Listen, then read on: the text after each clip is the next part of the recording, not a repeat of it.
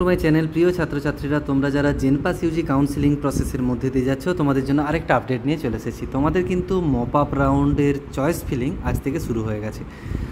দেখো এখানে দেখতে পাবে registration and choice filling for mop up round. এখানে কিন্তু ভিতরে ঢুকে তোমরা এখানে just roll number, password, security pin এগুলো দিয়ে কিন্তু লগ ইন করার পর কিন্তু তোমরা নতুন করে আবার চয়েস ফিলিং করতে পারবে। নতুন করে আগে একটা চয়েস ফিলিং তোমরা করেছিলে, আবার এখানে একদম ফ্রেশ চয়েস ফিলিং করতে পারবে।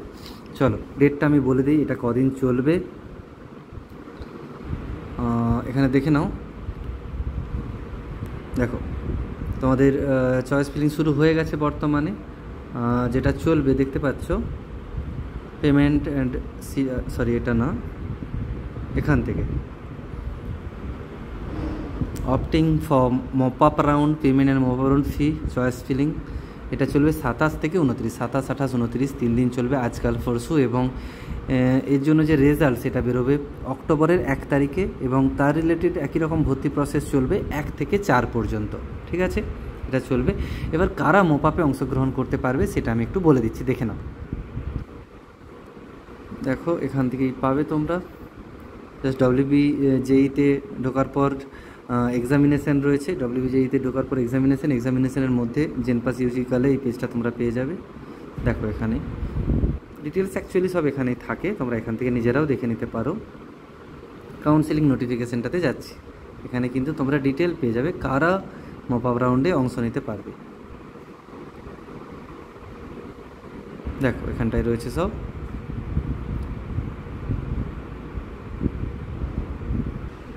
দেখে নাও এখানটা।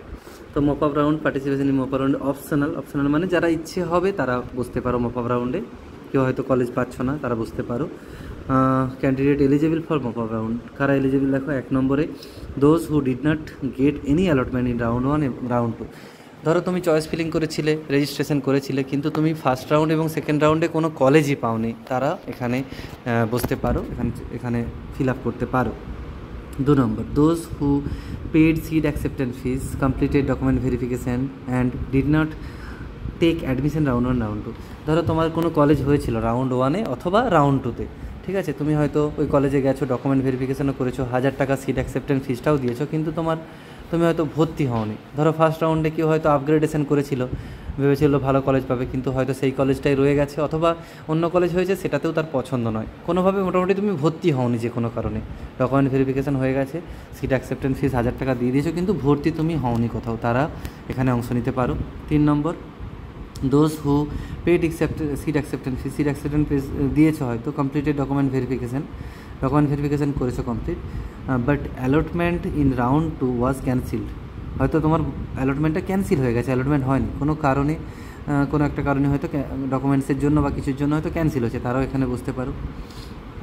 4 নম্বর most important candidate not registered earlier, অর্থাৎ যারা হয়তো পরীক্ষা দিয়েছিলে কিন্তু তোমরা মানে কাউন্সিলিং শুরুই করোনি, রেজিস্ট্রেশন বা চয়েস ফিলিং যে হয়েছিল প্রথমে সেটা তোমরা করোইনি, ভেবেছিলে হয়তো পড়বে না, জেনপাস ইউজি বা নার্সিং দিয়ে বা প্যারামেডিক্যালের কোর্সগুলো বা হসপিটাল ম্যানেজমেন্ট কোর্স করবে না, অন্য কিছু করবে ভেবেছিলে, বেসিক্যালি তোমরা কিছুই করোনি।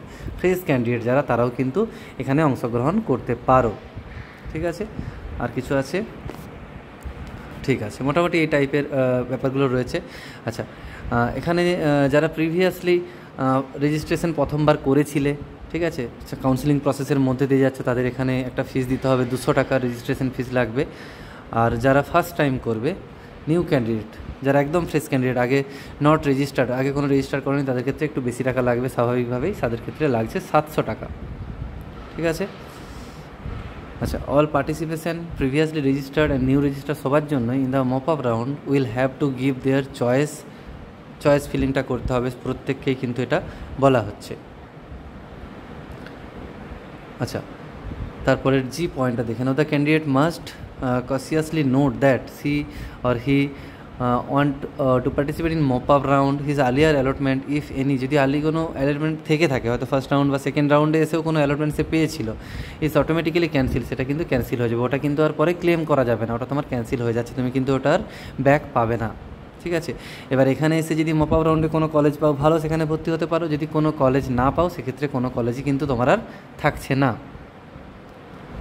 আচ্ছা, এবার If the candidate has paid 1000 rupees earlier but did not took admission and a new seat allotment mop-up round, the seat acceptance fees paid her earlier will be considered. নতুন করে যারা আগে হয়তো 1000 টাকা পেড করেছিল বা ভেরিফিকেশন করেছে document, তাদেরকে আর নতুন করে সিট অ্যাকসেপ্টেন্স ফিসটা দিতে হবে না। ঠিক আছে, মোটামুটি এই পয়েন্টগুলো ইম্পর্টেন্ট পয়েন্ট ছিল। মোপআপ প্রসেস একই রকমভাবে মোপআপের প্রসেস চলবে, ডেটগুলো বলে দিলাম। আশা করি তোমাদের সুবিধে হয়েছে। তোমরা ভিডিওটা যারা দেখছো একটু বন্ধুদের শেয়ার করে দিও যারা এই ধরনের পরীক্ষাতে অর্থাৎ জেএনপাস ইউজি পরীক্ষার মাধ্যমে ভর্তি হতে চাই। চলো এখানেই রাখবো, সবাই খুব ভালো থেকো, সুস্থ থেকো। Thanks for watching.